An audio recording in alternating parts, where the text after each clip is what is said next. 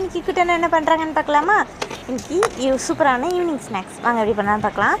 இப்போது ஒரு பாத்திரத்தை தண்ணி வச்சு சால்ட் ஆட் பண்ணி இப்போது நம்ம குட்டி குட்டியாக பொட்டேட்டோ கட் பண்ணி வச்சுக்கோம். அதை ஆட் பண்ணிவிட்டு இப்போது ஒரு பவுலில் கோதுமை மாவு, சால்ட்டு, சுகரு, சோடா மாவு போட்டு நல்லா மிக்ஸ் பண்ணி சப்பாத்தி மாவு பிசைச்சி வச்சு இப்போது அது 3 பால்ஸாக எடுத்திருக்கேன் நான். இப்போ அது நல்லா உருட்டிக்கலாம் மெலிசா.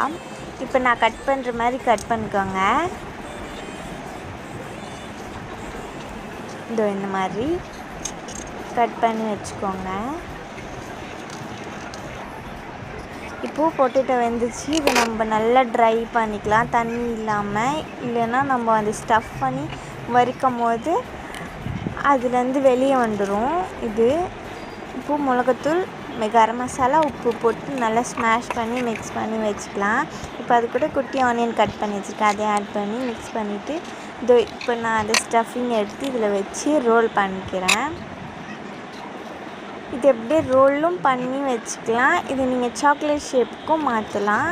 இந்த ஃபோக் வச்சு 2 சைடும் நல்லா ப்ரெஸ் பண்ணோன்னா சாக்லேட் ஷேப் கிடச்சிரும். நீங்கள் இப்படியும் பண்ணலாம், அப்படியே பண்ணலாம். இல்லை உங்களுக்கு வேறு இந்த ஷேப் வேணும்னா இந்த மாதிரி ஒரு பெரிய ஷீட் மாதிரி எடுத்து இப்போ அதில் நம்ம எடுத்து வச்சு பொட்டேட்டோ ஆட் பண்ணி மேலே ஷீட் அதே மாதிரி வச்சு சைடில் ஃபுல்லாக ப்ரெஸ் பண்ணி விட்டுட்டு இப்போ அதை குட்டி குட்டி பீஸாக கட் பண்ணிவிட்டு நீங்கள் இன்னும் குட்டியாகவும் கட் பண்ணிக்கோங்க. அப்போ ட்விஸ்ட் பண்ணுறதுக்கு ஈஸியாக இருக்கும். இந்த மாதிரி ட்விஸ்ட் பண்ணோன்னா அந்த ஷேப்புக்கோசமே நல்லா சாப்பிடுவாங்க. சூப்பராக இருக்கும்.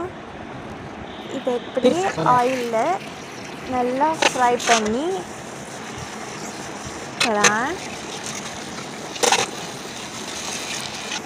நல்லா ஃப்ரை பண்ணிவிட்டு இந்த மாதிரி கோல்டன் கலர் ஆனோடனே ஃப்ரை பண்ணி எடுத்துடலாம்.